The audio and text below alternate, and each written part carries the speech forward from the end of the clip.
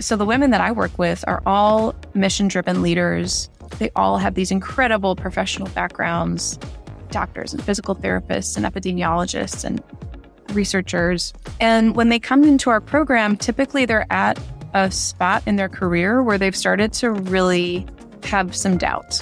So, yeah, I got into the industry. Yeah, I got this title. I got this role. Why isn't anything working?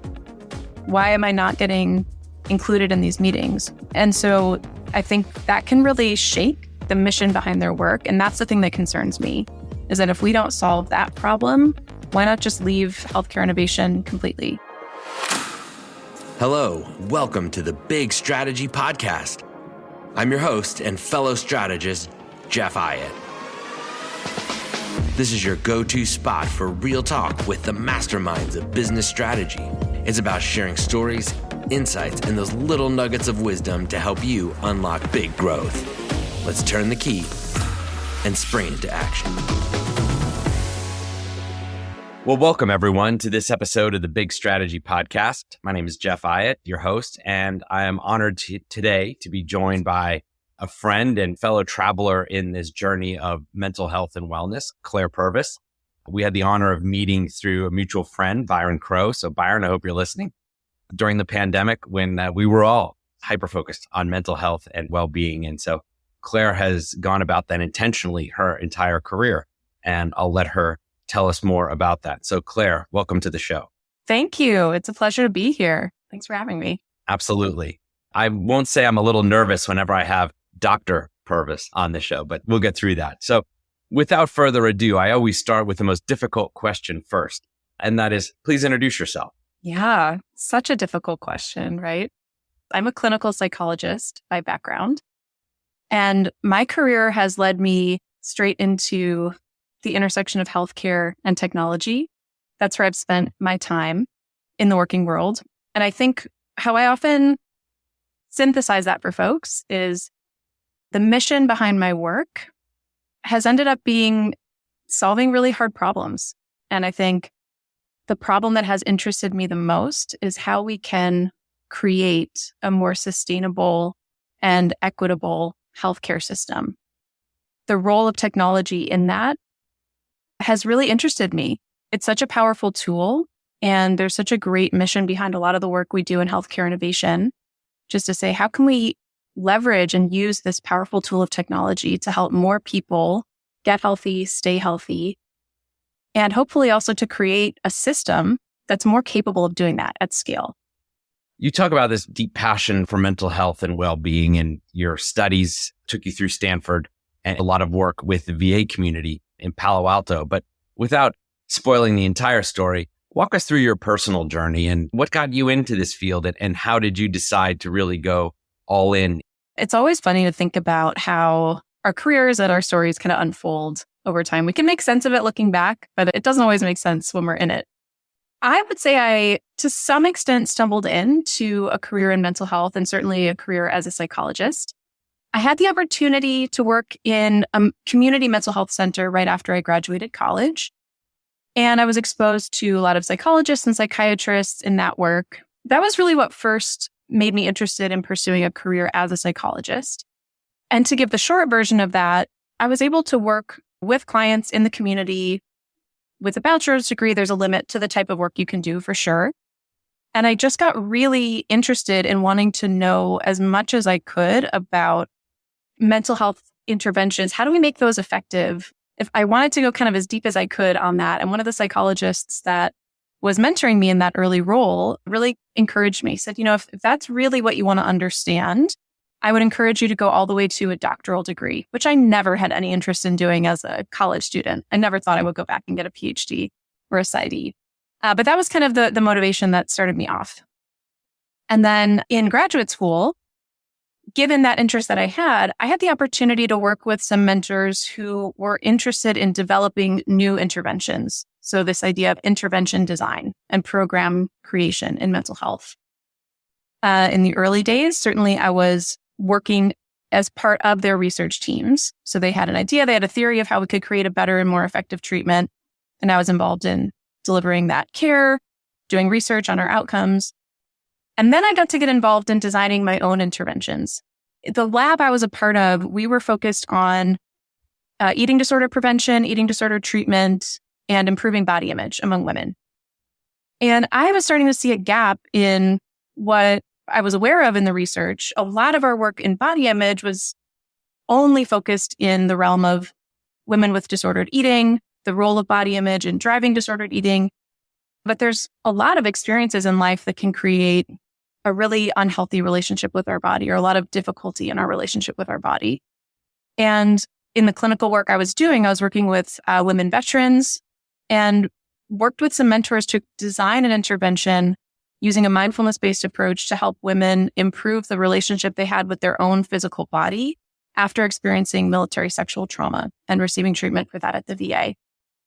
Later on, I created another version of that intervention for women at the University of Wisconsin Comprehensive Cancer Center who wanted to heal the relationship with their body that they had after undergoing surgical treatment for breast cancer.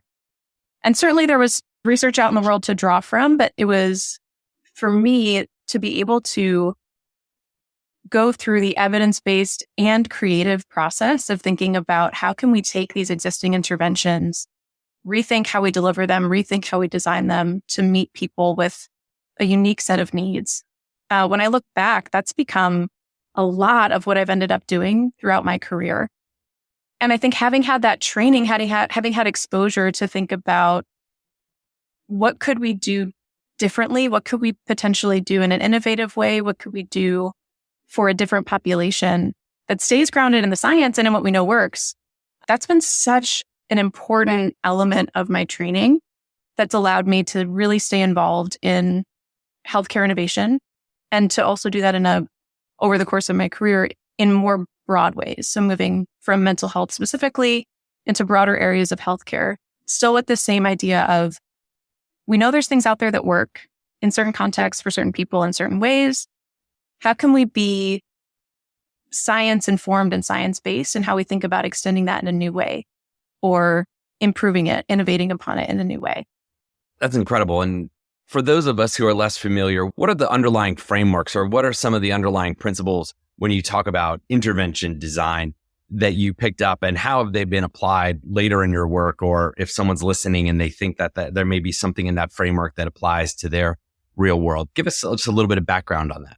To really boil that down, there's a few pieces of kind of fundamental knowledge that psychological science has helped with. So we need to understand first, say there's a particular disorder, a particular problem that we're focused on. We need to understand what drives that cognitively, behaviorally, emotionally. What's really at the core of the problem here? We need to really understand the problem space, which is language I know you'll understand. If we understand the problem correctly, what types of tools, what types of mechanisms, what types of interventions, so to speak, could help to shift that problem? And with psychological science, we start typically with an overall theory. You've got your cognitive theories, you've got your behavioral theories, you've got relational theories, interpersonal theories. And we start to put those pieces together, again, addressing component parts of the problem with kind of key skills or concepts or tools. And we stitch that together into an end-to-end treatment program or a course of treatment. And then there's incredible psychologists who really dedicate their entire careers to testing that, to figuring out what works, and to ultimately scaling and expanding access to whole styles or models of treatment. This is cognitive behavioral therapy, acceptance and commitment therapy, dialectical behavioral therapy. They come from, this kind of same process. But to your question about kind of how we think about that framework, if we think about creating a mobile application for people to use to improve their mental health, we want to know we've grounded that mobile application in those same component pieces, right? The things that we know have been helpful for people in other contexts, in treatment. But if we're putting that into a totally different delivery format, what I once would have done face-to-face with a client in a therapy context, now I'm thinking about how could I deliver that where there's screens on a phone? And it's that same process, right? So we want to think about how well do we understand how this problem shows up here? How well can we provide a tool that someone could use in a way that they can use it to get the outcome that they're looking for. And without kind of going deep into the rabbit hole of what that work looks like, I think having that mindset of experimentation, of knowing where's the solid ground that I'm pulling from, what needs to be true for me to have even a hypothesis that this is going to work, and then what do I need to see in terms of how people use this or what effect they get? What can I learn so that I can continue to improve how this works for people over time? So same general idea. Obviously, when we do this in a technology-based environment, there's a lot more areas of expertise that we draw from than purely the psychological science behind how we think this intervention works. So you've experienced this in your research. You obviously have many firsthand accounts from women who've experienced trauma and healing from that trauma or just improving their own self-image. And in that respect, what was that moment where you realized that this was something that you really wanted to commit to? I don't know if there was one moment. I think a lot of pieces all came together. So in my clinical work, I worked with a lot of different types of patient populations, but as we just talked about, something I found so energizing in the work was almost the kind of the philosophy and the science behind how can I help you and how can we do that better and better and better? Like, how do we really focus on understanding how one person can intervene for another person and offer them a set of tools that are going to help them have a better outcome? Like, that was just at a really, really high level, philosophically, really interesting and energizing to me. And alongside that, what felt like it was a little disconnected at the time, I was doing all this research in, at that time, internet delivered support in virtual reality in this kind of technology enabled lab. And in that lab, one of my mentors there, she was developing her own program for college students, college women. And there was interest from some entrepreneurs in Silicon Valley to commercialize that program and create one of these early mental health apps. So while all of these things are happening, I'm still finishing my training. I'm going on internship. I'm finishing my dissertation. I'm doing all the things you do to become a psychologist. And then it all sort of came together in the end. And my mentor reached out to me as I was finishing my doctoral degree and said, look, we got our seed funding for this company. And we need someone in this company who can come and help us. We have this one program that we've created, and we need to create a lot more of these programs. We need to reach more people. We want to be able to address more problems. Do you want to come do that with us? And that was sort of a moment where I had a choice point. I could continue on the traditional clinical training path. I had the opportunity to go back to Stanford and do a traditional postdoc there. Or I could go join this startup, which would introduce a lot of complexity in terms of how am I going to actually get licensed? How am I going to finish the formal training of becoming a psychologist? But I think for me, when I met the team at the startup, designers, writers, engineers, data scientists, business people, and when I thought about just kind of diving in and trying to figure this out with them, how do I take some of these pieces of the work I've been doing and now go and create a product that's going to exist out in the world that people would use, potentially thousands of people, hundreds of thousands, who knows where that could go. That really lit a spark for me. And I decided to forego the traditional path and join this startup. And, in 2016, that was not considered a good career decision. I'll put it that way. So I'm reflecting on the model you laid out earlier is, as you said, you could have gone back to Stanford and continued to research the role of technology, but it was that ability, as I heard you say, is creating this tool, but beyond just creating the tool, to understand that opportunity for impact. Mm-hmm. And earlier in our discussion, you talked about how do you leverage this technology for impact.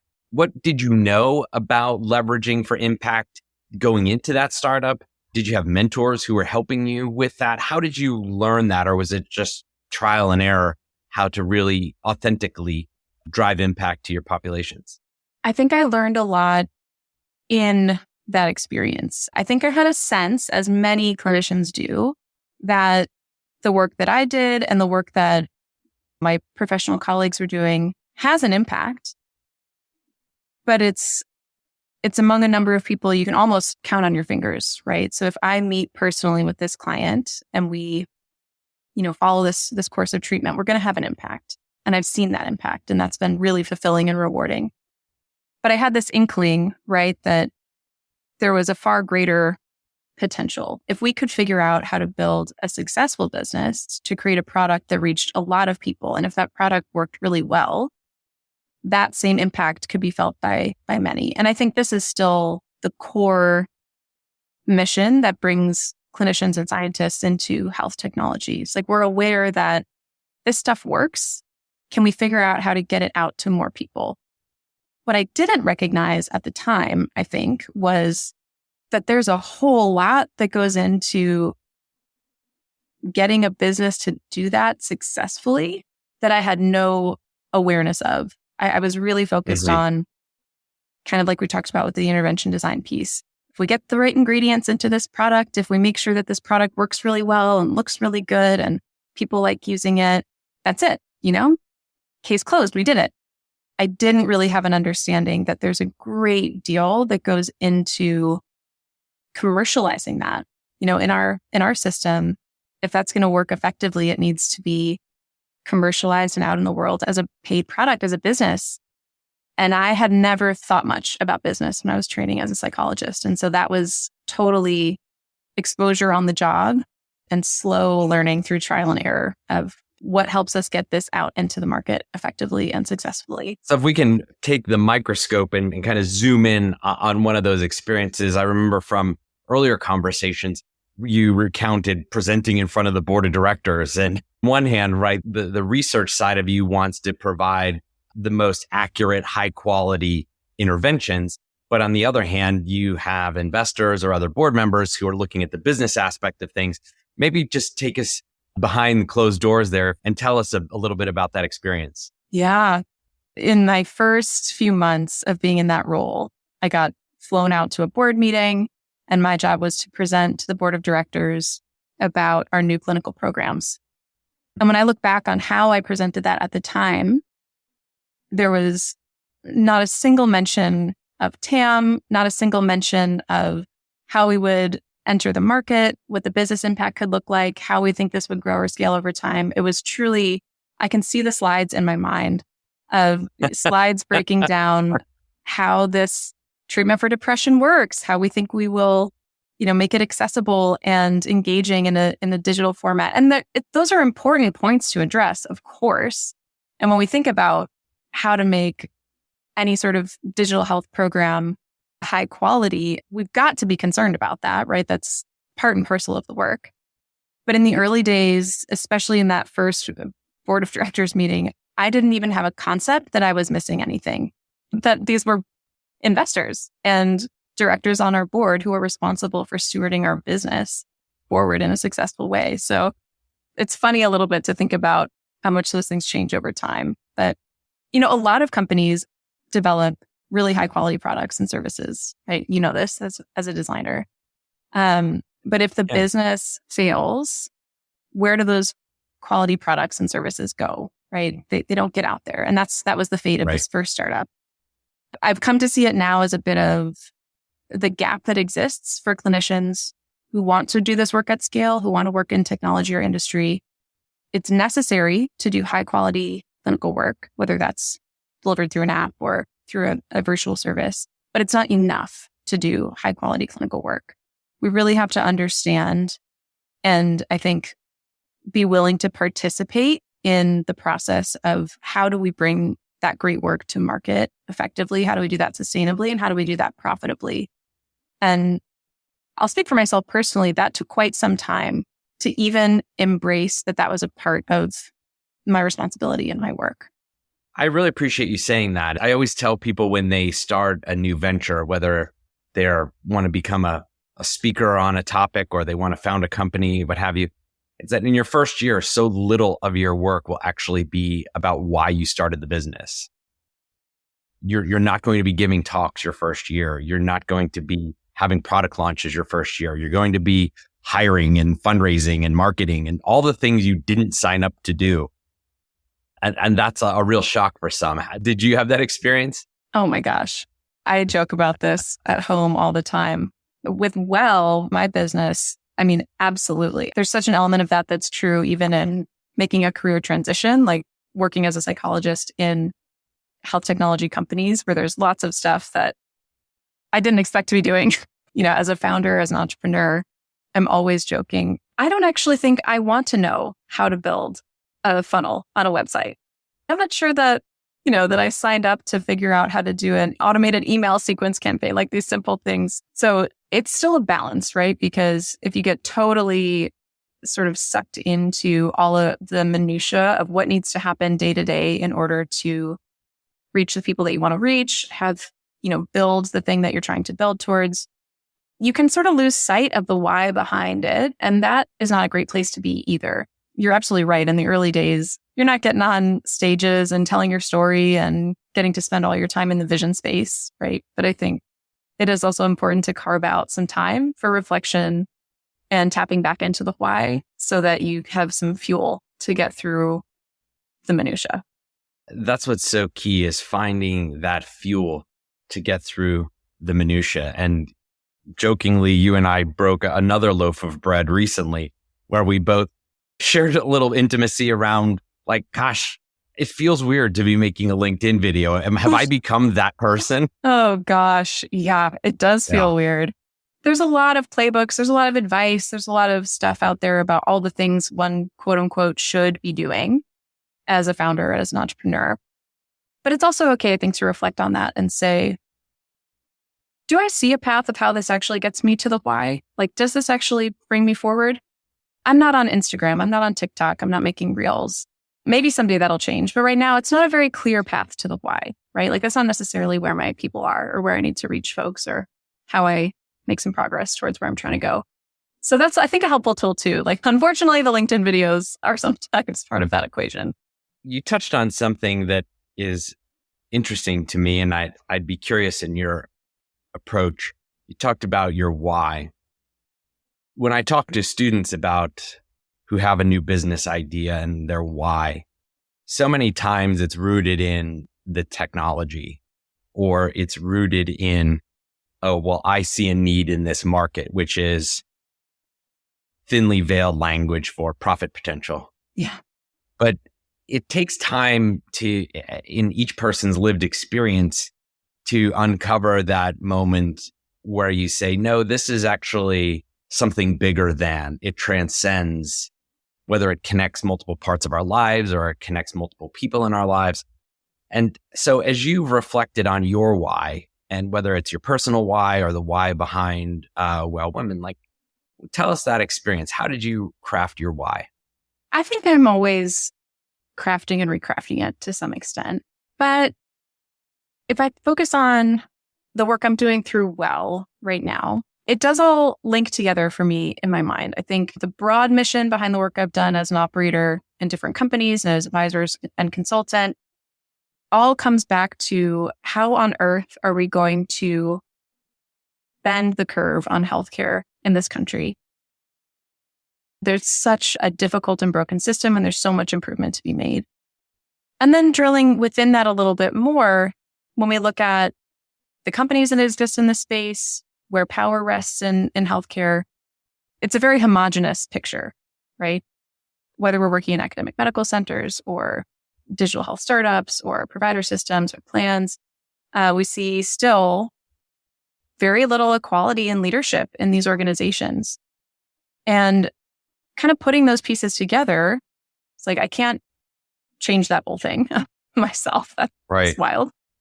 But could I be part of a system and an ecosystem that can lift up more qualified leaders who are women, who are clinicians, who are scientists, who bring a perspective that we really need in a system like healthcare, which is meant to reach everyone. It's meant to help everyone get and stay healthy. I don't think it will ever achieve that if the people leading within that system all look the same, right? And so one piece of that's the mission behind the work I do at Well is, can I help more women gain greater influence, greater authority, greater impact as leaders within this system? And as leaders in that system, can they be fully equipped and skilled and like juiced up to be able to then align their work towards the mission.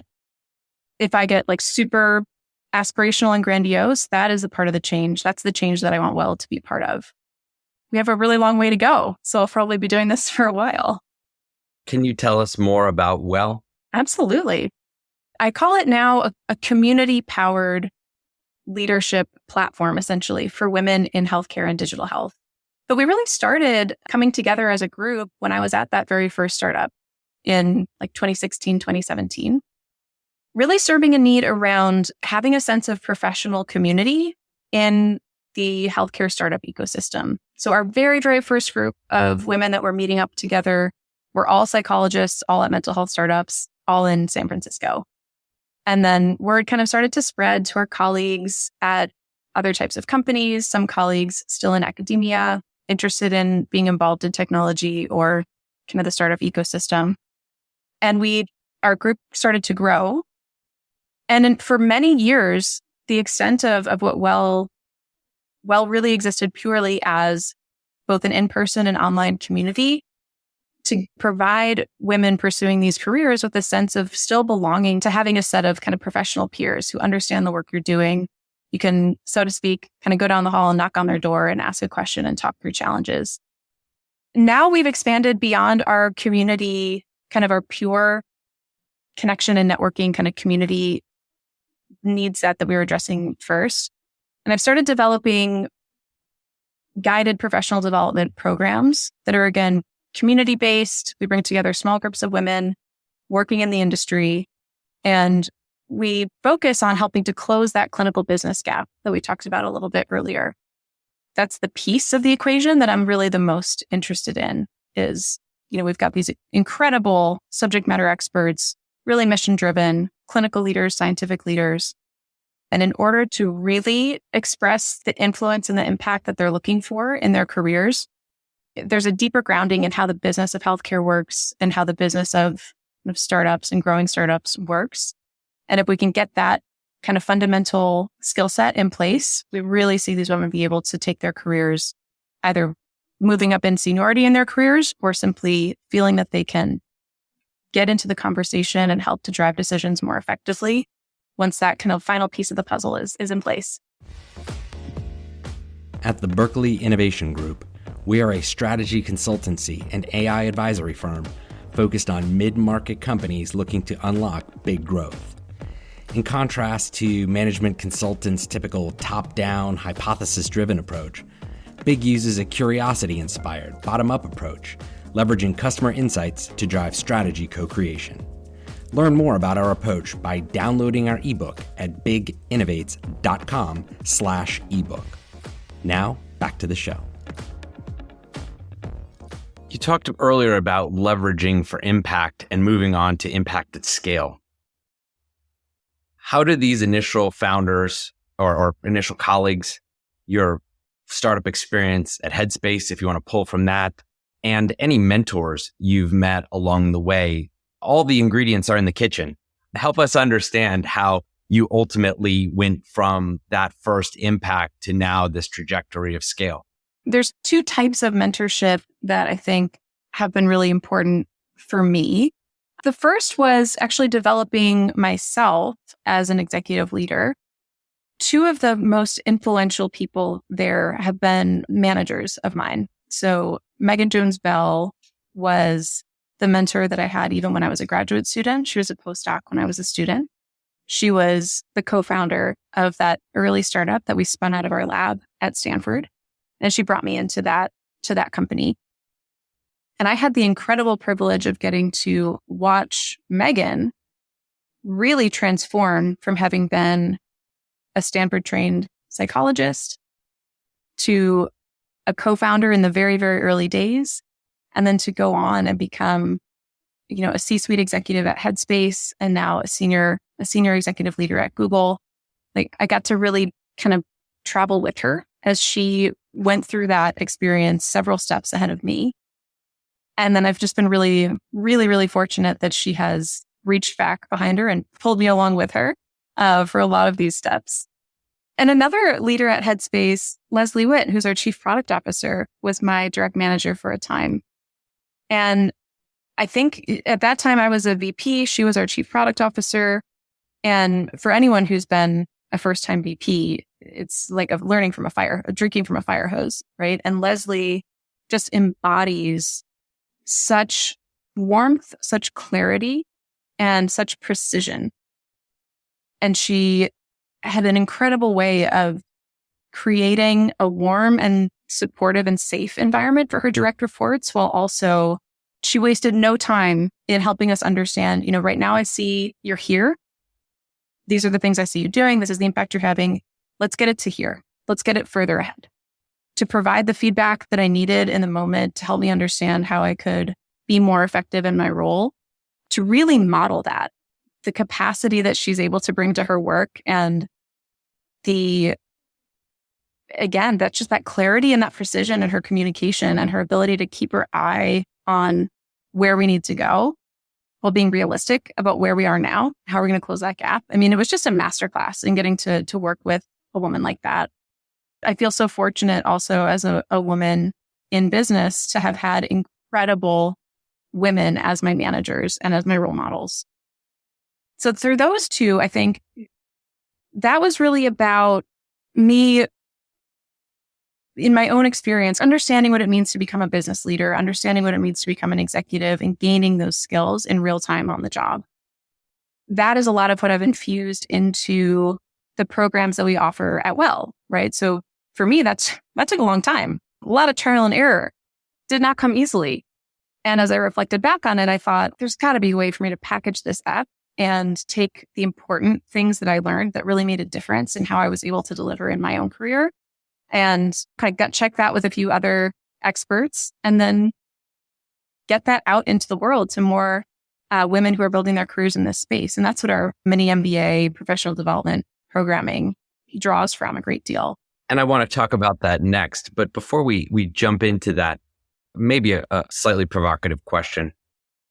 As a woman, what do other women leaders who then go on to be mentors, what's so special about that? I think it's rare. It's still unfortunately rare for us to see examples of great leaders who are women throughout our society, and certainly in any industry. And so when there are women who have achieved a great deal in their career, they've risen to executive positions with a lot of influence and power, frankly, for those women to then look back and say, how do I bring more women with me? How do I help make the road smoother for those who are coming behind me? Rather than to approach that in what I think is a very natural and human way of saying, it was hard for me, it's going to be hard for you too, right? There's a lot of that in our medical training tradition. To have the opportunity to work with and for women who have had the road much harder, right? Because it's been tough for women to advance in their careers forever. Absolutely. So the road's been hard. And for those women to then look back and say, how do I smooth that gravel a little bit? How do I help make this more accessible, more available to more women? To do that both by modeling how they show up as leaders, and then even tactically, how they coach and train and invest time and energy in their direct reports, both men and women. That's such a gift. It's so special. And I've had great managers that are men too, and that coaching and that mentorship is there, but there is something really special in the representation and the role modeling that you see in powerful women leaders who accept part of the mission of, hey, in doing what I do, I want to open the door for more people to do this. Thank you. And as a follow-on, for a man who's in a position of either having the opportunity to mentor a female colleague, what advice would you give them? I think the most important thing for many women to advance in their careers is sponsorship, right? So it's easier probably to default to a role of sponsorship when you see yourself and the other person, right? I think that's just very human and very natural that we bet on those people more easily. We put our neck out for those people maybe more easily. So I think for men who are managing high-performing women who want to support the career development of women on their teams, it might just be as simple as taking that one extra step to say, yes, the coaching is super important. Yes, the tactical skill development is important, providing good feedback, creating space for women on your teams to share their ideas, being aware, right, that there might be group dynamics on the team where it's just that little bit harder for the woman on your team to raise her hand and use her voice. So we want to be aware of that and kind of intentionally create some space. And then on the sponsorship side, I think it's also noticing, is there an opportunity for me to extend my reputation, my influence, to specifically point out this woman? I think she'd be great for this opportunity. I think she would have something really important to say on this topic. I think we should ask so-and-so what she thinks about this. Like, it may just take that one extra step of saying, have I actually actively done that? Since it's less likely that you're going to see yourself in that particular team member, right? You're not the same. That's honestly true for everyone, but I think helpful for male managers and leaders to maybe have that extra added moment of reflection. How active am I being in extending opportunities to this really high-performing woman on my team? Creating some extra space for women on your team is a great first step to opening the door to also really allow them to show up in the full capacity that they have. Well said. I just want to give that a moment because that's something that I'm very conscious of, gaps or differences. And I think that's the natural empathy of a designer coming out. And I struggle with personally is the journey of a rising executive who's female different from the rising executive who's male in a way that requires a separate journey to understand their unique needs? Or is there value in trying to create a more homogenized journey that maybe pulls the best from both, but also respects the needs of both? So moving on a little bit, you talked about just some wonderful mentors in your life, but those are external forces. What's the internal force or the internal inertia that you had to overcome to actually internalize what you were being told? I think there's a couple pieces of advice that stick out for me that ended up being really activating for me. And I think it was because they sort of loosened up I love that phrase, some internal inertia that I had. Lisa Swennen, who's a really legendary investor in healthcare and digital health. I had the opportunity to connect with her relatively early in my career, and we've stayed in touch. And she told me on a call once, in her very classic way, just point blank, ditch the imposter syndrome bullshit. Get out of your lane. She can deliver a message like that in a way where you feel so supported and so motivated, but so to the point. And then it kind of couples with around the same time, Leslie, she was my manager at Headspace. She told me to stop editing myself. She said, you edit yourself a lot and I see you doing it and you should stop. She was tapping into, particularly in our executive team meetings, I was extremely diplomatic in my communication. Extremely. There's a time and place for that. But she perceived that I had a clear recommendation. I had a clear thing I wanted to say. I had an advocacy point I was trying to make. But I was so concerned, as many rising women leaders are, so concerned about how do I say this in a way that it can be received? How do I maintain some likability? I don't want people to think I'm harsh or pushy. So I would couch all of my comments in a lot of diplomacy. And she really opened the door with that feedback to say, how about you try not doing that and see how it goes? There was a lot that I held myself back in for a lot of really normal, to be expected reasons. Women do face an unfair double standard around competence and likability. It is natural. And I think there's some effectiveness in being aware of that. But also, at the end of the day, we kind of need to go for it as well and trust that we can land the plane. I can put my idea out there. I can make my recommendation. I can argue for what I think is important. Some people won't like it, and I will still be okay. and I will still continue to get better and better at putting my point out and having influence. So those two conversations really kind of helped, I think, give me a push to say, I think I can make my point more strongly. I think I can put my voice out there with a little bit more pointedness to it. I think I can trust that what I have to say and me taking up space in this conversation is in service of the mission that we all share. Like, I can actually embrace that I have a role to play here. I don't know that a lot of founders take the time to understand that preparing themselves for the journey is an important part of that startup process. And all throughout, you've been so intentional about your own development alongside that development of your product or solution. And to steal your phrase, what led you to get out of your lane and just realize that, well, was that step you wanted to take full time? It came about very gradually, I think. It was one of those things where when you look back, it's like, this has been slowly building for all this time. Mm-hmm. And then there is sort of a light bulb moment, but the light bulb moment comes at the end of a really long process. So a couple of years ago, I was really into this idea of how do I take what I've learned from these great leaders, from some of the business school training I've done, how do I package that up and make it more available to people? So I decided to just be a good product person and think of an MVP and experiment and put it out there and see what happens. And I recruited a small initial cohort who joined our very first version of this business leadership development program for women and digital health.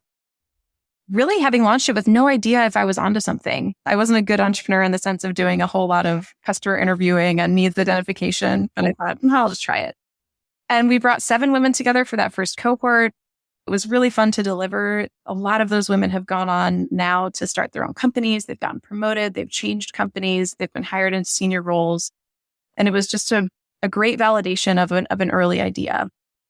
And then I continued in that way for a couple of years. I was still either working or consulting full time and continuing to offer cohorts, basically open up the program for a new cohort of women to go through, and doing that kind of alongside my other responsibilities. And earlier this year, I think the light bulb moment was a bit of kind of a check-in or reflection that said, this is fine doing it in this way, honestly, as a bit of a hobby and as a mission-driven sort of element of my work. But for me, I think I recognized as well, I think this could be kind of to back to that scale question. I think this could reach a lot more people. I think we could do even a much better job of how I deliver the program. But if I'm going to do that, I need to have the time and energy to do it. And continuing to work full time along the side was just, I finally reached that sort of sticking point where I couldn't possibly do more with well if I continued working full time. And I think all the encouragement and the messages I've gotten throughout my career for the years leading up kind of like finally clicked in, and I was willing to say, all right, I'm going to take a bet on this and at least run an experiment with myself for a year to say, let's see what we can grow and improve and develop further about this business to support more women and to support them in more ways, all aligned to the goal of getting more women in influential leadership roles in this industry. And that was a couple of months ago. So early in the journey.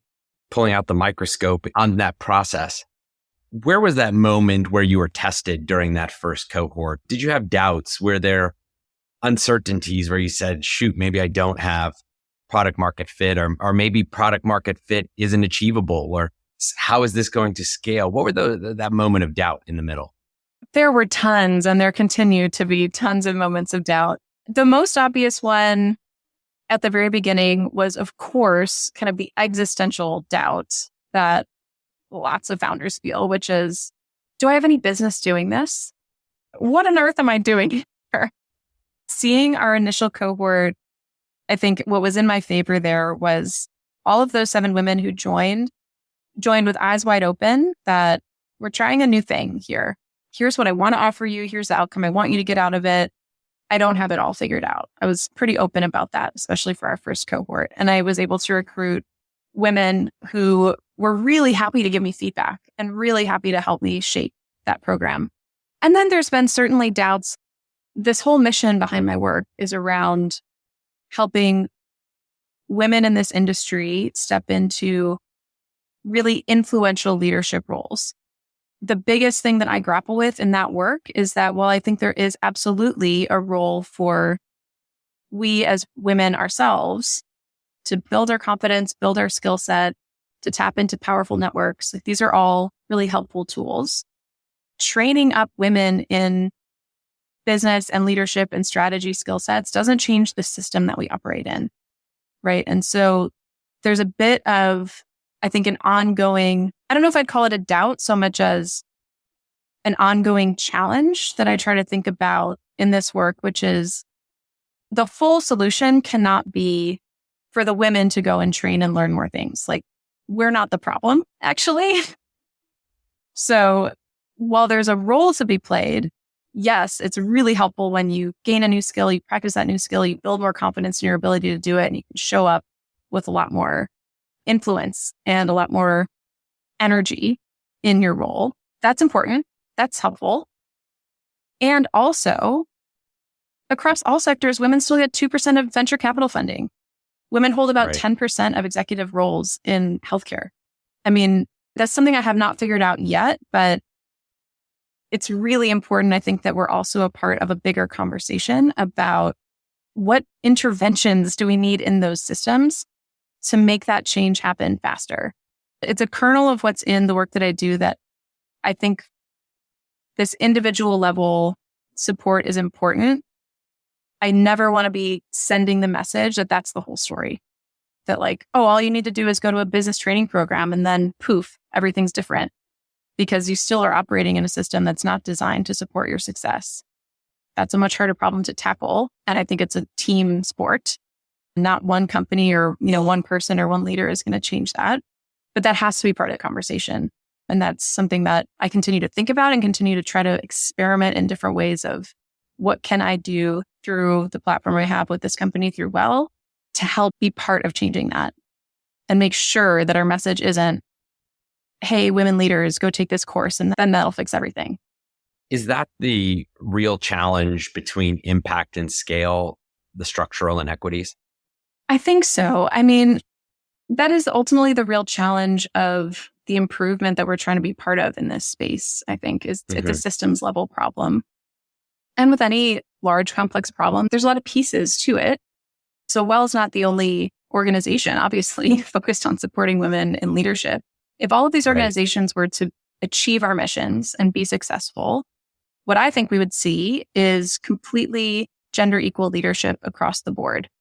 We would see completely gender equal investment and funding.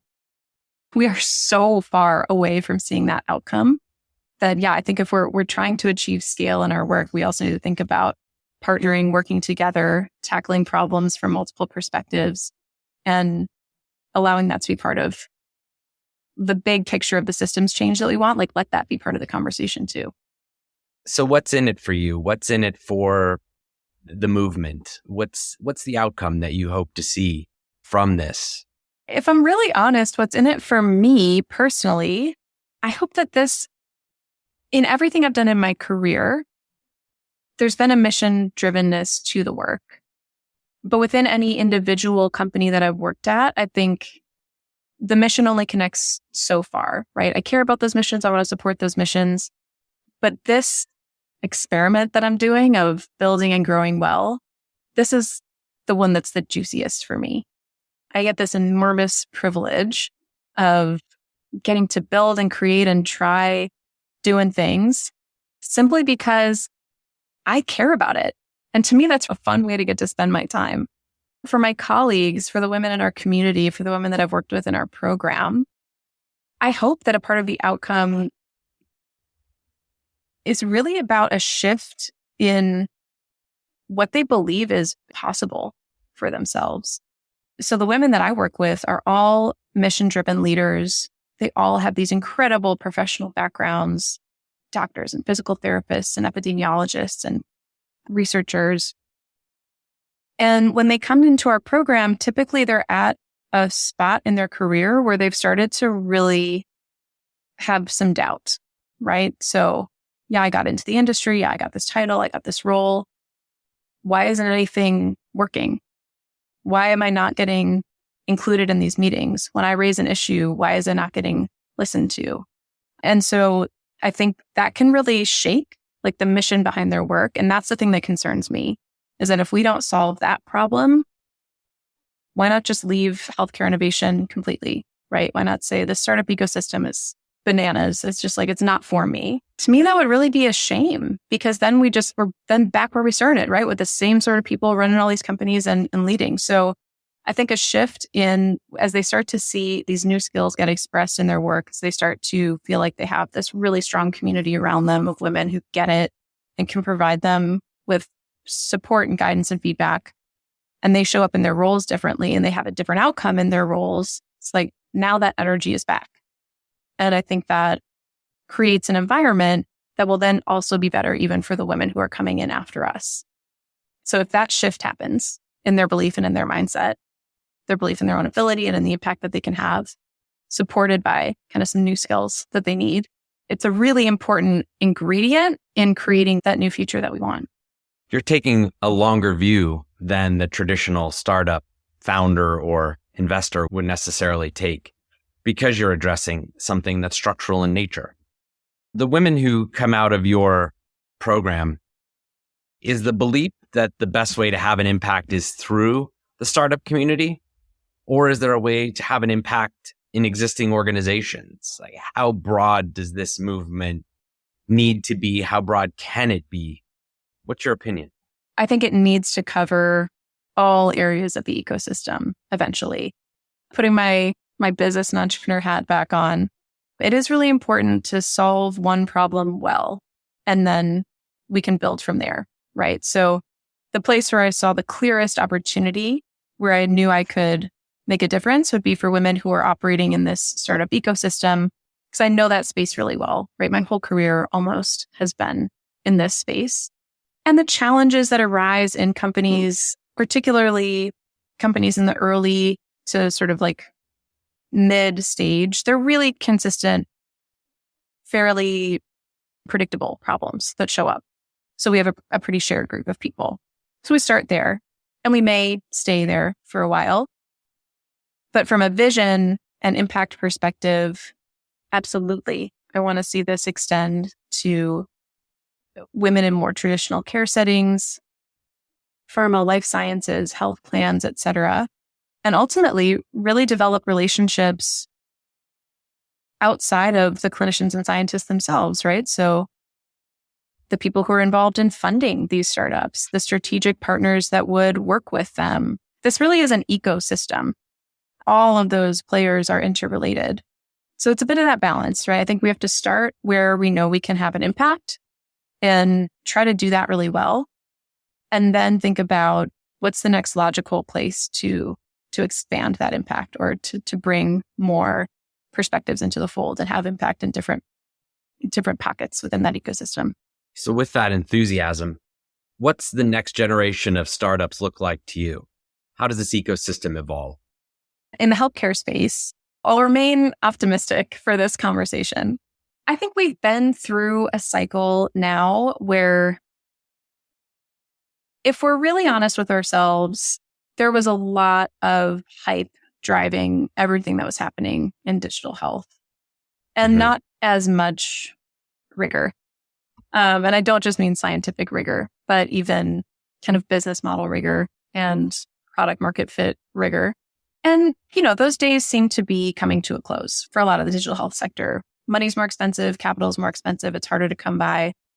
And I think that it does put a healthy pressure on the startup sector to say, actually, that problem definition needs to be a lot tighter. And the story that you're able, even if you're very early stage, the crispness and clarity in the story that you tell about, here's a very well-defined problem in healthcare. And frankly, in any, whether we're talking about the actual patient experience, provider experience, how care gets delivered, supply chain, whatever it is, here's a really, really clearly defined problem that we understand pretty well from a lot of different perspectives. And here's a pretty sound, logical story about how we believe we could solve that better. As a pure starting point, I hope that we're starting to see a new crop of healthcare-oriented startups that are getting a lot tighter about really understanding how the problem works. Spoiler, in healthcare, complicated problems. Lots of stakeholders involved in most problems. Lots of factors that are not immediately apparent to us about how that problem came to be this way in the first place. So I think there's more of an expectation that very initial understanding of the problem and view of how we're going to solve it is a lot tighter, a lot crisper. And then for better or worse, I think a lot more pressure on startups right now to have a shorter path to healthy unit economics and a shorter path to profitability. So I think what I'm observing in the ecosystem right now is there's much less of a growth at all costs sort of thesis behind a lot of these healthcare startups, at least, and much more of a pressure on profitability. And while that makes things really tough for the founders and the operators, I do think, especially in an industry like healthcare, where we honestly just don't have the time to screw around, I think ultimately it's pointing us in a positive direction. The types of innovations that should be getting funded and supported and getting a lot of people excited to work on them should be innovations that are really thoughtfully applied to solve really important problems and to do that in a way that they can sustainably deliver over time. It's not the consumer tech Silicon Valley playbook that's likely to get you there. Claire, this has obviously been an amazing conversation, and I'm just so touched by your authenticity and your intentionality and also the depth of your insights. It's for anyone in our audience, whether you're someone mentoring a woman or a woman yourself looking to grow, these are invaluable insights. So with that said, I always like to end the conversation with a brief question, and that is, what is one thing that we haven't talked about that you think our audience should know? For all the people listening who are founders, particularly in the healthcare space, or employees at startups that are trying to make a difference in this space, I think something that's just been showing up for me again and again recently is that it sounds so cliche, I think, but it just feels so true for me right now that the more I'm able to really be aware of what I need to operate at my best on a totally personal, physical, mental, emotional level, it really changes how I can show up to the work I'm trying to do. I'd say particularly as a founder, like a solo entrepreneur, very similar to being an early stage startup employee as well. When I don't pay attention to that and like we talked about earlier, just kind of get caught up in the minutia and the to-do list and all the stuff I got to do and everything else pushes off to the side, there is such a huge domino effect on the energy that I can bring to my work, the way that I can show up for, in my case, the customers and the women in my cohorts that I work with. It's like, if this is about mission for you, ultimately, and it's about vision, and the reality is there's just a lot of stuff you got to do right now, you don't like doing a lot of that stuff, then it is all the more important to think about what's my personal operating manual? What are the things I need to stay tapped in a way to some feeling of the mission and the vision behind my work? Because without it, it's like the work just becomes a drag, right? And then you have much less of a chance of bringing that impact or driving that impact that you want to. So I think I'm glad this is getting more conversation in the public space right now too, like well-being outside of work, personal well-being, having boundaries, prioritizing yourself, all of these terms that we hear a lot. I think it's something I want to reinforce for folks is that it makes such a huge difference. And maybe noticing that and spending some time thinking about what are the key ingredients that you need to be able to show up with some connection to your mission and your vision. What do you need to put in place for yourself to be able to do that? That's been feeling really important for me lately. I couldn't agree more. And to your point earlier, it's not just another class or another certification that allows you to show up. It's taking the walk. It's breaking for your mental health. It's recognizing that as an introvert in extrovert's clothing, sometimes it's okay to block out an hour to recharge or a period of time that's dedicated to recharge. Yeah. And for us extroverts, it's like, go see your friends, get out in the world, get out from behind your computer screen. Especially in that context, you're still the founder. The idea didn't find you. You uncovered the idea. And remember that dynamic. And at the end of the day, if your startup or your initiative is taking you away from why you started this project, that's an early warning sign. That's a canary in the coal mine moment. Just to pause and lean into the networks, as you so clearly stated earlier. Yeah. Clare, this has been wonderful. Thank you so much for your openness and honesty. This will be a very impactful conversation that folks will look back on for some time to find value. So thank you. Well, it was my pleasure and so much fun to talk through all of this with you. And I hope it's helpful for folks out there. So tell us just a little bit more about where folks can learn about you and Well Woman and what you're building. Probably the best place to start is to follow me on LinkedIn.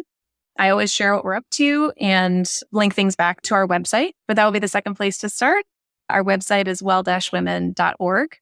And for all of the women listening who are involved in digital health or healthcare innovation, there's a button right on the top right-hand side of that screen when you go to our website that says join. And that's how you can join us in our free Slack community. And that's a great place to get started, see all the things that we're up to, and meet some women in our community. That's awesome. And we'll link to all that in the show notes as well, so folks can just tap on that to be linked to Clare's website and what she's doing.